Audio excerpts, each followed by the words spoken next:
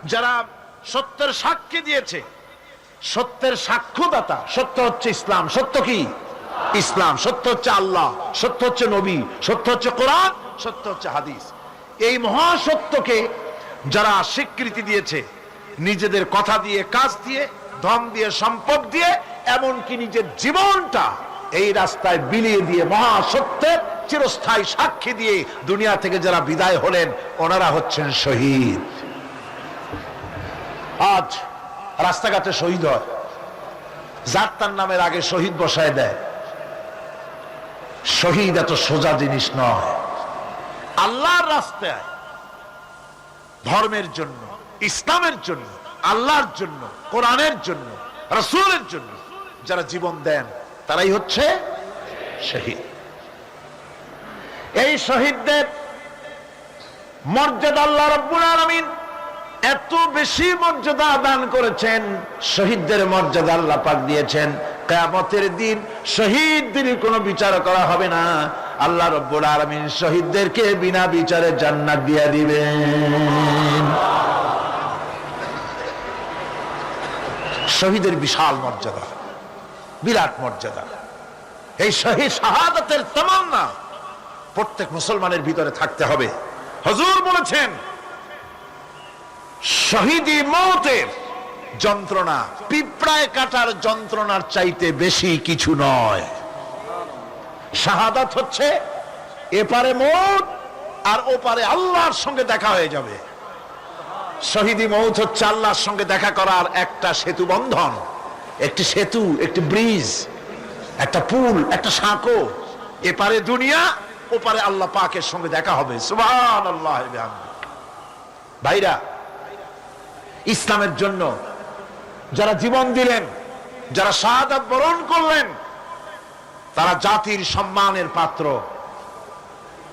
সেই সম্মান, সেই মর্যাদা আল্লাহ রাব্বুল আলামিন শহীদদের প্রদান করেছেন। হযরত আব্দুল্লাহ জুলবাজাদাইন, যার কথা বুখারীতে লেখা হয়েছে, সুবহানাল্লাহ কোন যুবক মানুষ ইসলাম কবুল করেছেন। ইসলাম কবুল করতে গিয়ে বাড়ি ঘর, জায়গা জমি কিছুই ছিল না। ছোট্ট অবস্থায় বাবা মারা গেছে, চাচার ঘরে লালিত পালিত হচ্ছিলেন। এরপরে রাসূলের প্রতি ঈমান আনবেন, চাচার ভয়তে পারেন না। হুজুর হিজরত করলেন। আব্দুল্লাহ, তার নাম ছিল আব্দুল উজ্জা।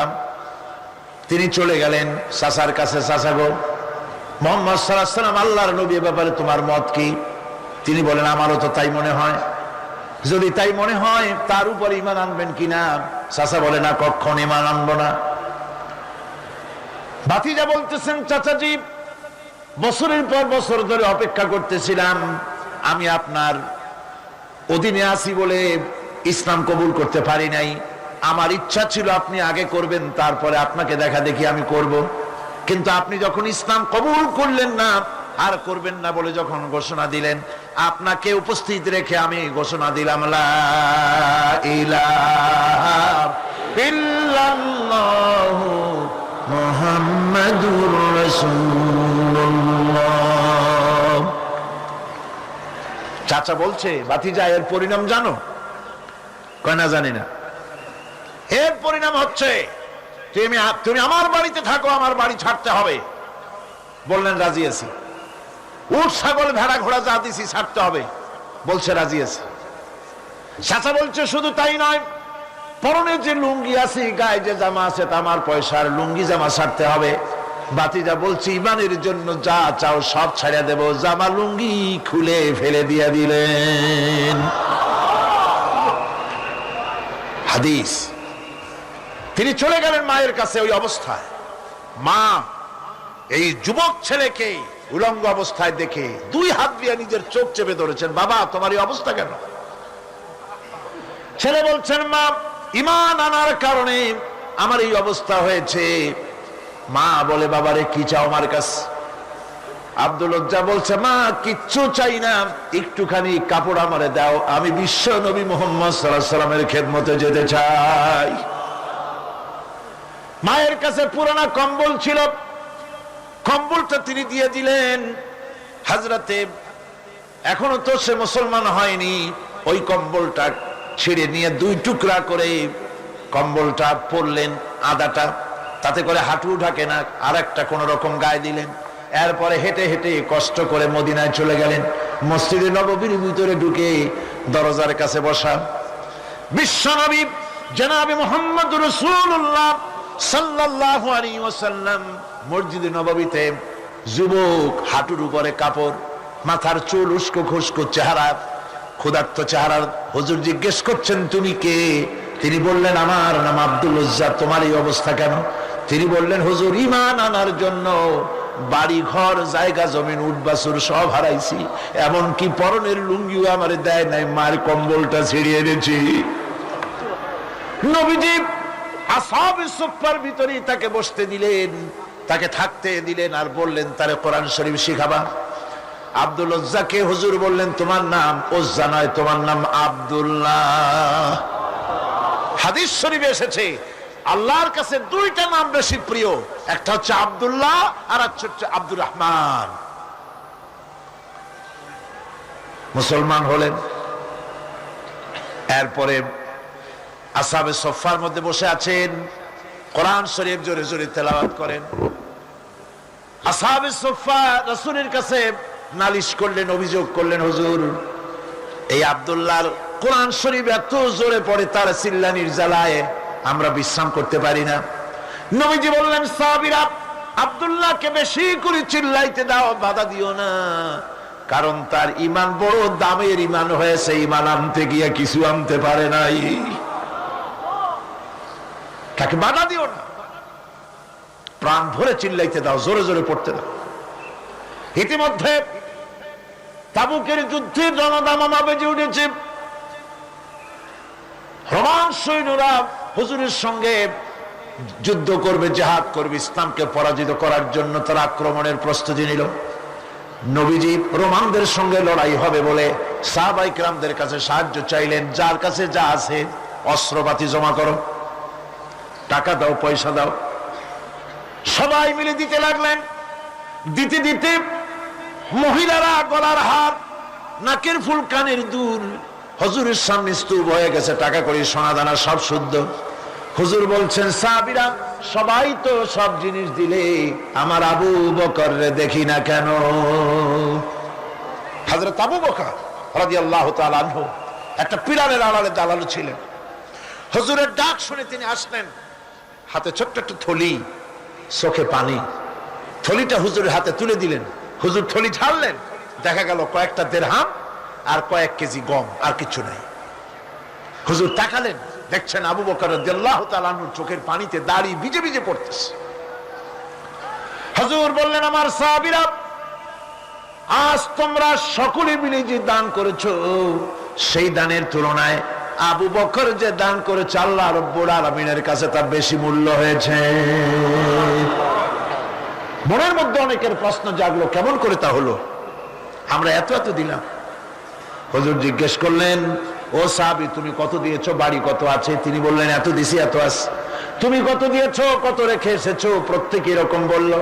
হযরতে ওসমান, হযরতে ওমর, হযরতে আলী রিদওয়ানুল্লাহ তাআলা আলাইহিম আজমাইন তারাও বললেন অর্ধেক এনেছি, অর্ধেক থুয়ে আসছি, 2 ভাগ এনেছি, 1 ভাগ রেখে আসছি।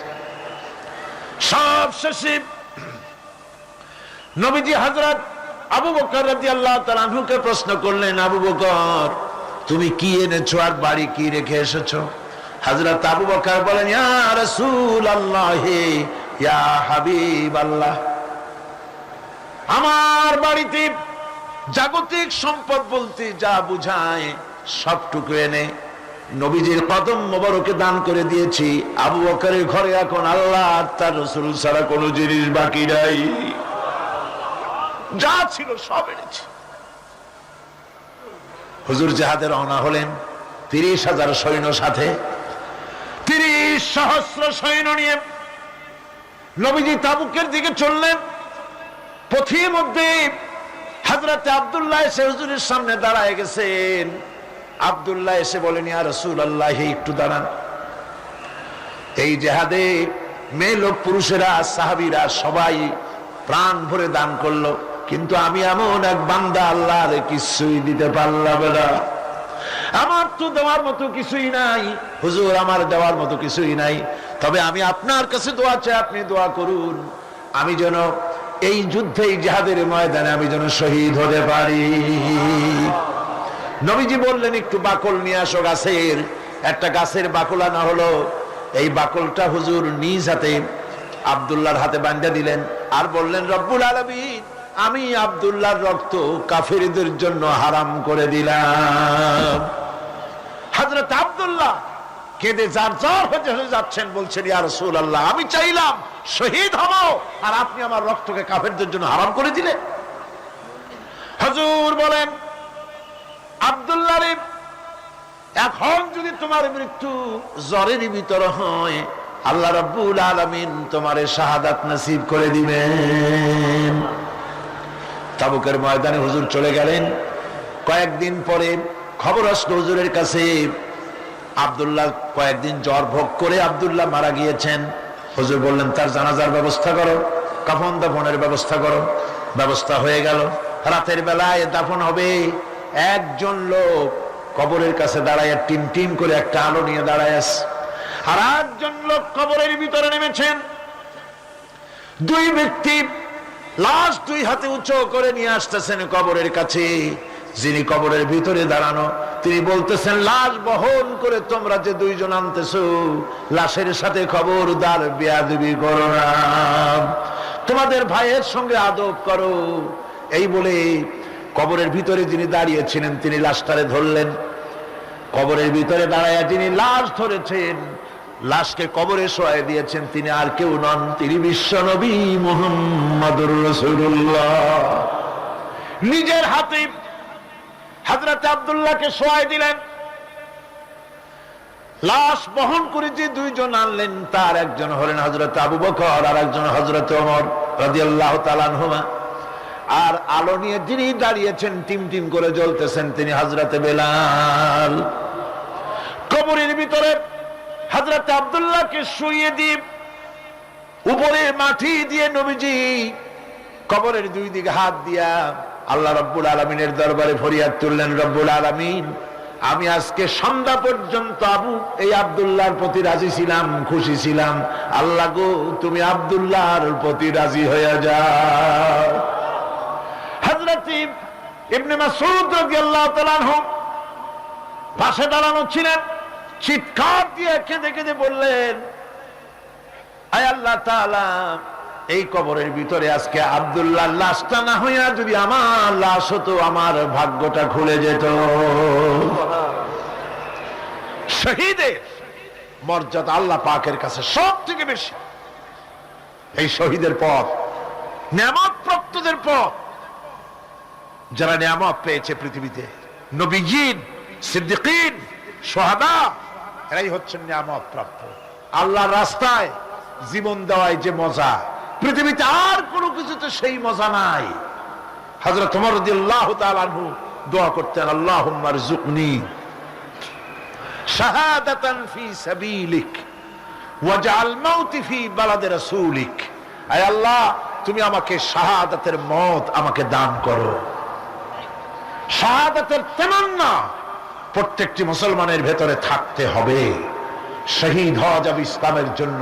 সময় হয়তো আসতে পারে, হয়তো এমন সময় আসতে পারে যখন কোরআনের মর্যাদাকে টিকে রাখার জন্যে, সুন্নতে নববীকে টিকে রাখার জন্যে জান দেওয়া লাগতে পারে। তখন কি আপনারা জীবন দিতে পারবেন? হযরত ওমর ফারুক রাদিয়াল্লাহু তাআলা আনহু যখন ইসলাম কবুল করেন, তখন তার বয়স মাত্র 26 বছরের ভরা যুবক। হযরতে আব্দুর রহমান বিন আউফ যখন ইসলাম কবুল করেন, বয়স তার 17 বছর। হযরত আলী যখন ইসলাম কবুল করেন, বয়স তার 8.5 বছর। হযরতে খাব্বাব, হযরতে খুবাইব, হযরতে আম্মার সব ছিল তরুণ যুবক। সুবহানাল্লাহি ওয়া বিহামদিহি। ও যুবকেরা, তোমাদের অবদান ইসলামে সব চাইতে বেশি। তোমাদের রক্তই ইসলামের ফাউন্ডেশন, ইসলামের ভিত্তি। তোমাদের কত বড় মর্যাদা। আরেকটি হাদিস শোনো। রাসূলুল্লাহ বক্তৃতা করতেছিলেন এক সমাবেশে। তোমাদের মতো একজন যুবক তরুণ, নাম তার জারির রাদিয়াল্লাহু তাআলা আনহু। তিনি দাঁড়িয়ে আছেন এক কোনায়, বসার জায়গা পান নাই। আল্লাহর নবী নিজের গায়ের চাদর খুললেন, চাদরটা জারিরকে নিক্ষেপ করলেন, বললেন, জারির তুমি দাঁড়িয়ে আছো কেন? আমার চাদরের উপরে বসো। সুবহানাল্লাহ। হযরতে জারির রাদিয়াল্লাহু তাআলা আনহু রাসূলের চাদরখানা নিয়ে চুমা খাইতে লাগলেন আর বুকে লাগাতে লাগলেন। চোখের থেকে দরদর করে পানি পড়তে লাগলো। হযরত জারির বললেন, আকরামাকাল্লাহ কামা আকরামতানি ইয়া রাসূলুল্লাহ। হে আল্লাহর রাসূল, আপনার সম্মান আল্লাহ পাক আরো অনেক বেশি বাড়ায় দিক, যেভাবে আপনি আমার মর্যাদা বাড়িয়ে দিয়েছেন। হে রাসূল, আমি কি পারি আপনার চাদরে বসতে? পৃথিবীর কোন মানুষ আপনার চাদরে বসতে পারে? আপনার কত বড় মর্যাদা, আপনি আমাকে সম্মানিত করেছেন। রাসূল পাক তরুণদের ভালোবাসতেন, যুবকদের ভালোবাসতেন। যুবকদের রক্তই ইসলামের সপক্ষে কথা বলেছে। তাই আজ ইসলাম বিরোধী শক্তি ঐক্যবদ্ধভাবে যুবকদের বিভ্রান্ত করার জন্য হাজারো প্রচেষ্টা চালাচ্ছে। আমার যুবক ভাইয়েরা, আমার তরুণ ভাইয়েরা, ময়দানে জিহাদের ডাক এসেছে। জিহাদের কি এসেছে? জিহাদের ডাক এসেছে। পেছনে ফিরে তাকাবার আর সময় নাই। তোমাদের মতোই যুবক ছিলেন হযরতে হানজালা, যুবক। জিহাদের ডাক শুনে উহুদের ময়দানে কাফেরদের বিরুদ্ধে লড়াই করে হযরতে হানজালা শাহাদাত বরণ করলেন। আল্লাহর নবী শুহাদায়ে উহুদের জানাজা পড়ার সময় যখন জানাজা দিতে দাঁড়াবেন, তখন হানজালার স্ত্রী এসে বলেন, ইয়া রাসূলুল্লাহ, আমার স্বামী হানজালার উপরে গোসল ফরজ ছিল, কিন্তু জিহাদের নাম শুনে পাগল হয়ে গিয়েছে, জিহাদে এসেছে, শাহাদাত বরণ করেছে। অন্যদের তো গোসল দেওয়ানো হচ্ছে না, কিন্তু আমার স্বামীকে যেন গোসল দেওয়ানো হয়। শহীদদেরকে গোসল দেওয়া হয় না, রক্ত মাখা জামা কাপড় পরা অবস্থায় কবরে রেখে দেওয়া হয়। তার কারণ বমাহাশার গার খোদা পুরসিদ বগুয়াম দার জওয়াবে ও শহীদে খঞ্জরে শিকাত গওয়াহিয়া কাফনদারম। কিয়ামতের ময়দানে শহীদ আল্লাহর দরবারে হাজির হয়ে যাবে ক্ষত চিহ্নগুলো নিয়ে, ড্যাগারের চিহ্ন, খুরের চিহ্ন, বুলেটের চিহ্ন, খঞ্জরের চিহ্ন, তরবারির চিহ্ন, ক্ষত চিহ্নগুলি নিয়ে আল্লাহর দরবারে দাঁড়াবে। আল্লাহ রাব্বুল আলামিন প্রশ্ন করবেন, তোমাদের গায়ে সবে এগুলি কি? তোমরা কারা? তারা বলবে, রব্বুল আলামিন, আমরা তোমার গোলাম, তোমার দ্বীন প্রতিষ্ঠা করার কাজে নিয়োজিত ছিলাম। কাফেরেরা বরদাস্ত করতে পারে নাই, লড়াই হয়েছে, তাদের আঘাত খেয়ে জর্জরিত হয়ে তোমার দ্বীন প্রতিষ্ঠার অপরাধে আমাদেরকে তারা মেরেছে। ওই দাগগুলি নিয়ে আজ তোমার দরবারে হাজির হয়ে গেছি। রব্বুল আলামিন বলবেন, শহীদ রে, মা বাপের মহব্বত, সন্তানের মহব্বত, স্ত্রীর মহব্বত তোমার কলিজার মধ্যে জায়গা লাগে নাই, আমাকে বেশি মহব্বত করেছো। সুতরাং আজকে আমি তোমার কোন হিসাব নিব না, বিচার করব না। বিনা বিচারে, বিনা হিসাবে তুমি আমার জান্নাতে চলে যাও। হযরতে হানজালার স্ত্রী বলেন, ইয়া রাসূলুল্লাহ, আমার স্বামীকে যেন গোসল করানো হয়। হযরতে রাসূল পাক সাল্লাল্লাহু আলাইহি ওয়াসাল্লাম গোসলের নির্দেশ দিতে যাবেন, এমন সময় হযরতে জিবরাইল এসে বলেন, ইয়া রাসূলুল্লাহ, হানজালার গোসলের কোনো প্রয়োজন আপনাকে করাতে হবে না, কোনো উদ্যোগ নেওয়ার কোনো প্রয়োজন নাই। আল্লাহ রাব্বুল আলামিন হানজালার শাহাদাতে এত খুশি হয়েছেন, যার কারণে আল্লাহ পাক দুনিয়ার কোনো সাধারণ পানি নয়, হাউজে কাউসারের পানি দিয়া আর নূরের তৈরি রহমতের ফেরেশতা দিয়া হানজালার গোসলের বন্দোবস্ত করে দিয়েছেন। যুবকেরা, তরুণেরা, তোমাদের মতোই দুই তরুণ মাজার মুআওয়াজ বদরের যুদ্ধে রাসূলের সামনে হাজির। বলছেন, ইয়া রাসূলুল্লাহ, আমার বাপেরা, আমার বাপ চাচারা সব জিহাদে গিয়েছে, আমরা যেতে পারলাম না, কেউ আমাদের নিল না, মেহেরবানি করে পারমিশন দেন, যুদ্ধে শরীক হই। হুজুর বলেন, না, তোমাদের মতো এত ছোট ছেলে আমি পারমিশন দেব না। কেমনে দেই? ছেলেরা কাঁদতে লাগলো। আল্লাহর নবী বলেন, বেশ, তোমাদেরকে আমি পারমিশন দিব, দুইজন কুস্তি লড়ো, যার গায়ে শক্তি বেশি আমি তাকে পারমিশন দেব। দুইজনের লড়াই শুরু হলো। মুআওয়াজ ছোট, মুআওয়াজ মাঝের কানে কানে বলে, ভাই তুমি তো এক ধাক্কাই আমাকে ফেলে দিতে পারবে, তোমার গায়ে বল বেশি, কিন্তু ভাই আল্লাহর কসম করে বলি, তুমি আমাকে একবার ফেলে দেওয়ার পর আমি যখন তোমাকে ধরবো তুমি নিজে ইচ্ছে করেই পড়ে যেও, তা না হলে তো আমি চান্স পাবো না। রাসূলুল্লাহ বুঝতে পারলেন, দুজন কি পারমিশন দিয়ে দিলেন, জিহাদ শুরু হয়ে গেল। জিহাদের ময়দানে তারা অংশ নিলেন। হযরত আব্দুর রহমান বিন আউফ বলেন, আমি এই দুইজনকে দেখে বড় বিরক্ত অনুভব করলাম। এই বিরাট জিহাদের ময়দানে এই দুই তরুণ ছোট ছেলে কেন আসলো? তারা আমাকে কাছে এসে জিজ্ঞেস করলো, চাচাজি আমরা মদিনার আনসারের ছেলে, আমরা শুনেছি রাসূলুল্লাহকে সবচাইতে বেশি কষ্ট দিয়েছে আবু জাহেল মক্কায়, ওই লোকটারে আমরা চিনি না, একটু দেখায় দেন লোকটা কই। আব্দুর রহমান বিন আউফ বলেন, ওই যে দেখা যায় দূরে, ওইটাই আবু জাহেল। হযরত আব্দুর রহমান বলেন, আমি নজর করে দেখলাম মাছ আর মুআওয়াজ দুইজন সিংহ শাবকের মতো আল্লাহু আকবার বলে গর্জন করে তারা এগিয়ে চললো। আবু জাহেলকে তারা ঘিরে ফেললো, তরবারি চালাতে লাগলো। আবু জাহেলও তার তরবারি চালাতে লাগলো। এক পর্যায়ে আবু জাহেল তার তরবারির আঘাত দিয়ে হযরতে মাঝের বাম হাতের পরে কোপ পড়লো, বাম হাতটা কেটে বগলের চামড়ার সাথে একটু ঝুলে থাকলো। এবার হাতটা সামনে ডিস্টার্ব করে বলে হযরতে মাছ তরবারি চালাতে তার কষ্ট হতেছে। আব্দুর রহমান বলেন, আমি নজর করে দেখলাম এবার হযরতে মাছ তার নিজের কাটা চামড়ার সাথে ঝুলানো হাতটাকে নিজের পায়ের তলে চেপে ধরে আল্লাহু আকবার বলে একটা গর্জন মেরে নিজের হাত নিজে ছিঁড়ে ফেলে দিয়া ডান হাতের তরবারি দিয়া আবু জাহেলকে দুনিয়া থেকে জনমের মতো বিদায় করে দিল। ও আমার তরুণ যুবকেরা, ও তরুণ মুসলমানেরা, যুবক মুসলমানেরা, এই দুনিয়ায় ইসলামের পেছনে, কোরআনের পেছনে, আল্লাহর দ্বীন প্রতিষ্ঠার জন্য তোমাদের রক্ত সব সময় সাক্ষী, তোমাদের রক্তই কাজ করেছে বেশি।